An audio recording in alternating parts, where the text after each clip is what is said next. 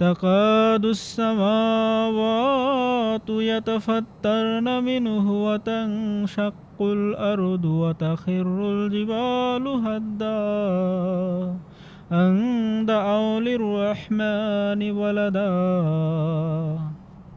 দাজ্জাল শেষ যুগের সবচেয়ে বড় নৈরাজ্য। মহানবী সাল্লাল্লাহু আলাইহি সাল্লাম বিভিন্ন হাদিসে নানা আঙ্গিকে দাজ্জালের বর্ণনা দিয়েছেন। এর মধ্যে বুখারী ও মুসলিম শরীফের কিতাবুল ফিতানে বর্ণিত হাদিসগুলো বিশেষভাবে প্রণিধানযোগ্য। মহানবী সাল্লাল্লাহু আলাইহি সাল্লাম বলেছেন, যে ব্যক্তি দাজ্জালের সন্ধান পায় সে যেন তার অনিষ্ট থেকে রক্ষা পাবার জন্য সূরা কাহাফের প্রথমাংশ পাঠ করে। وينذر الذين قالوا اتخذ الله ولدا খ্রিস্টানরা বলে ঈশ্বর এক পুত্র সন্তান গ্রহণ করেছেন। দাজ্জালের একটি পরিচয় দিতে গিয়ে হাদিসে বর্ণিত হয়েছে, সে কানা হবে এবং আল্লাহ কানা নন। আরও একটি হাদিসে হযরত মুহাম্মদ মুস্তাফা সাল্লাল্লাহু আলাইহি সাল্লাম বলেছেন, দাজ্জালের ডান চক্ষুটি কানা হবে, যেন তা ফোলা আঙুরের ন্যায়, অর্থাৎ তার ধর্ম এবং নৈতিকতার দৃষ্টি অন্ধ হবে, কিন্তু তার জাগতিক দৃষ্টি প্রখর হবে। তৃত্ববাদ হচ্ছে ধর্মজগতের বিশৃঙ্খলার চরম রূপ, যা পাপাচারের বৈধতা দান করে। কেননা তাদের মতে ঈশ্বর পুত্র ঈশ্বর যিশু নাকি পাপের প্রায়শ্চিত্ত করে, পাপের বোঝা বহন করে ক্রুশে মৃত্যুবরণ করেছে। দাজ্জালের পরিচয় সম্বন্ধে হাদিসে বিস্তারিতভাবে আরও বর্ণিত হয়েছে, দাজ্জাল একটি যুবককে চিহ্নিত করে দ্বিখণ্ডিত করে পুনরায় ডাক দিবে এবং সে তার ডাকে হাসতে হাসতে সাড়া দিবে। দাজ্জাল পতিত জমিকে আদেশ দিবে, পতিত জমি ফসল ফলাবে। দাজ্জাল প্রত্নতাত্ত্বিক ধনসম্পদ গ্রাস করবে এবং এর ধনভাণ্ডার তার অধীনস্থ হয়ে যাবে।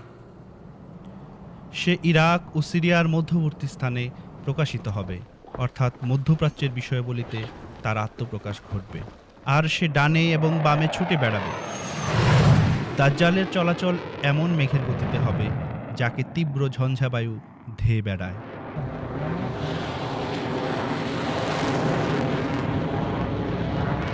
সে আকাশকে আদেশ দিবে, আকাশ বৃষ্টি বর্ষণ করবে।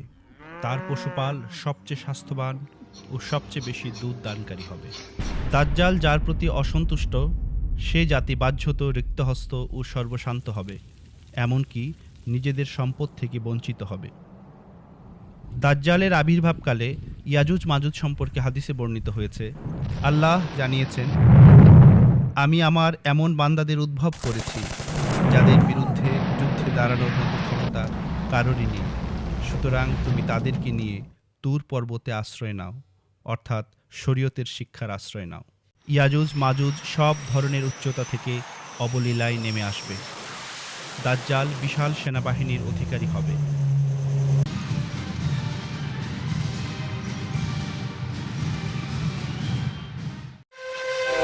হাদিস পাঠে আমরা জানতে পারি, দাজ্জালের একটি গাধা থাকবে। সে গাধার দুই কানের ব্যবধান হবে 70 গজ। দাজ্জালের গাধার কপালে চাঁদ থাকবে। দাজ্জালের গাধার মাথায় কালো ধোঁয়ার পাহাড় হবে। গাধা সকাল সন্ধ্যা চলবে। সে যখন লোকজনকে ভ্রমণের জন্য ডাকবে, তখন কয়েক মাইল দূর হতে তার ডাক শোনা যাবে। প্রবল ঝড়ের মুখে মেঘ যেমন উড়ে যায়, দাজ্জালের গাধার গতি তদ্রূপ হবে। 6 মাইল দূরে সে পা রাখবে। আগুন ও পানি তার খোরাক হবে। গাধার পেটের মধ্যে আলো এবং জানালা থাকবে। গাধার মধ্যে বহু লোক একসঙ্গে প্রবেশ করবে এবং বের হয়ে আসবে। দাজ্জালকে বধ করার অর্থ হল তৃত্ববাদকে ক্ষুরধার যুক্তি বলে ধ্বংস করা। হযরত আকদাস ইমাম মাহদী আলাইহিসসালাতু ওয়াসসালাম দাজ্জাল ঘোষিত ঈশ্বর পুত্র ঈশ্বরকে মৃত প্রমাণ করে তৃত্ববাদকে চিরতরে গুড়িয়ে দিয়েছেন। অতএব সত্য এইখানে, ওয়ামা আলাইনা ইল্লাল বালাগ।